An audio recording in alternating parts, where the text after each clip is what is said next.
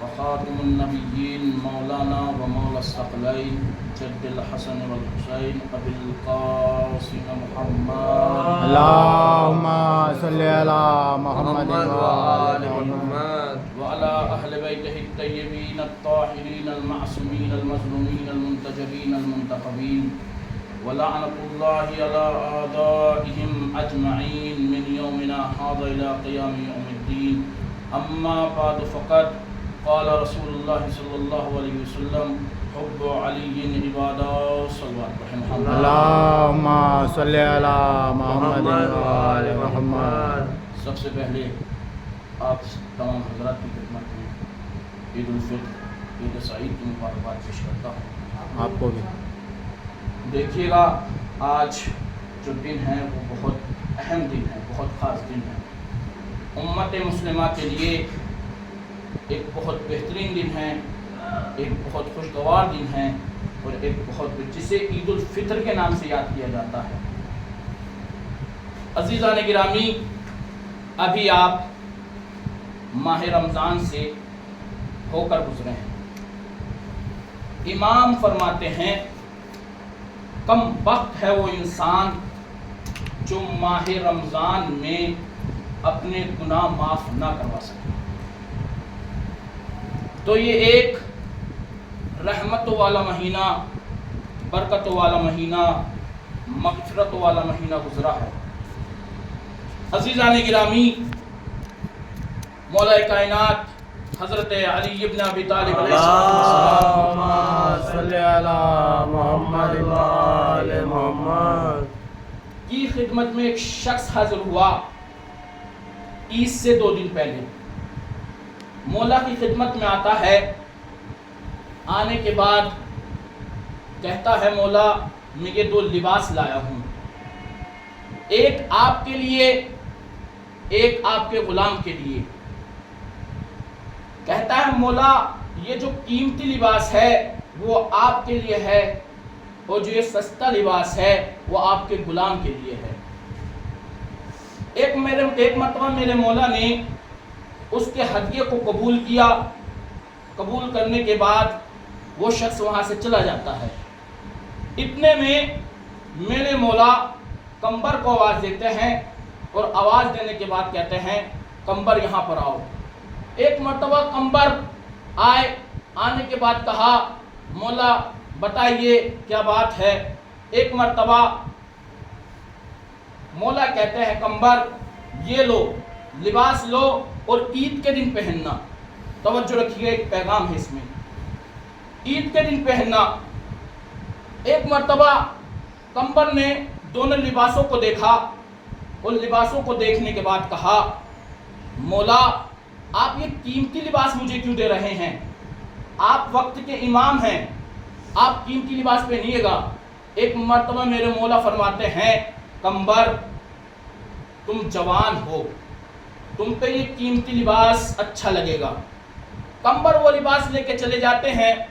اتنے میں جناب میثم تمار آتے ہیں. آنے کے بعد کہتے ہیں مولا میں آپ کی زیارت کرنا چاہتا تھا، میں آپ سے ملنا چاہتا تھا.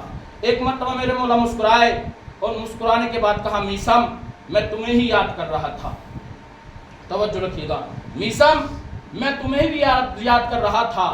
اب وہ جو لباس بچا تھا میرے مولا نے اسے اٹھایا.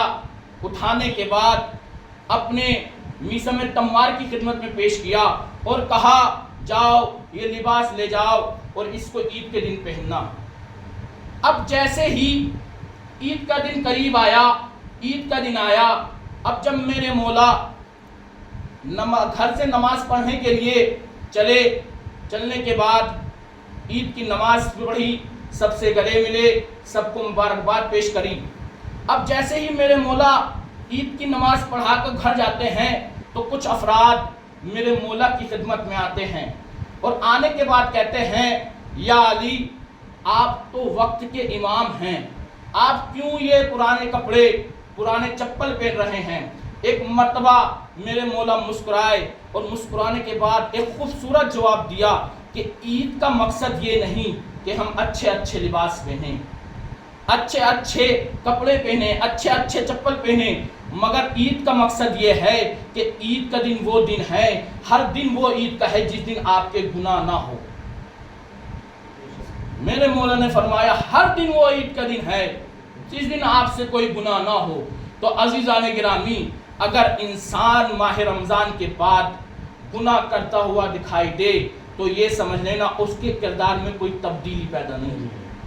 صلوات پڑھیں محمد۔ اللہم صلی علی محمد وآل محمد۔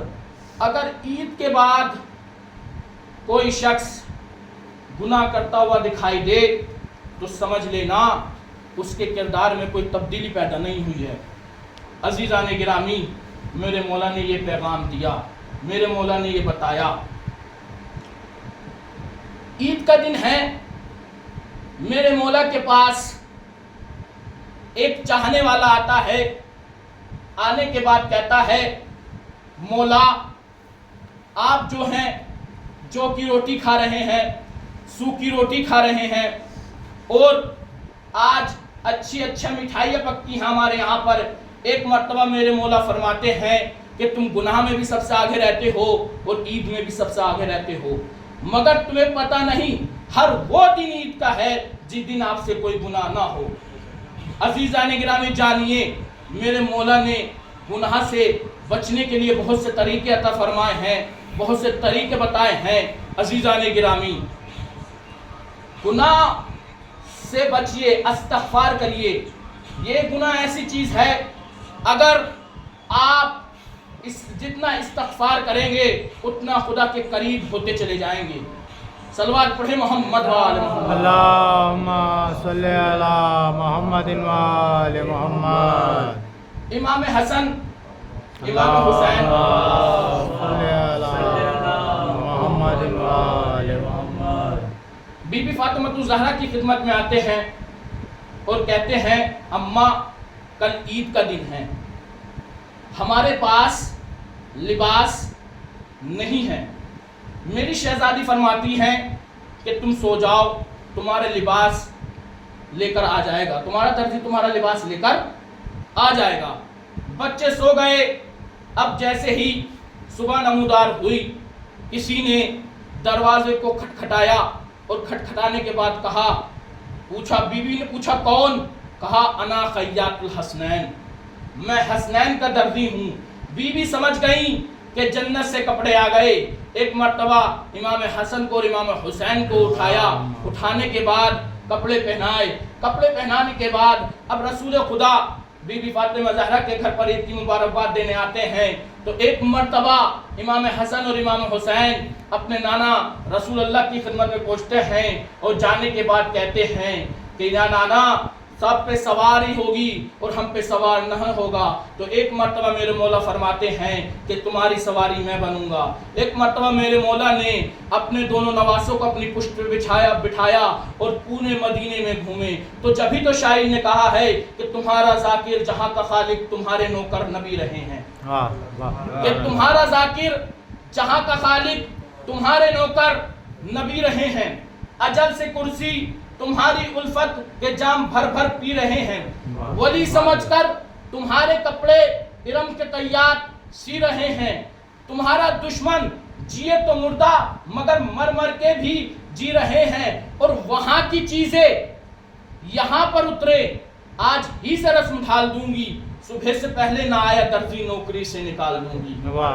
صلوات پڑھیں محمد۔ اللہم صلی علی محمد وآل محمد۔ تو یہ ہے اہل بیت، انہیں کہتے ہیں اہل بیت۔ والعصر ان الانسان لفی خسر الا الذین آمنوا وعملوا الصالحات وتواصوا بالحق وتواصوا بالصبر۔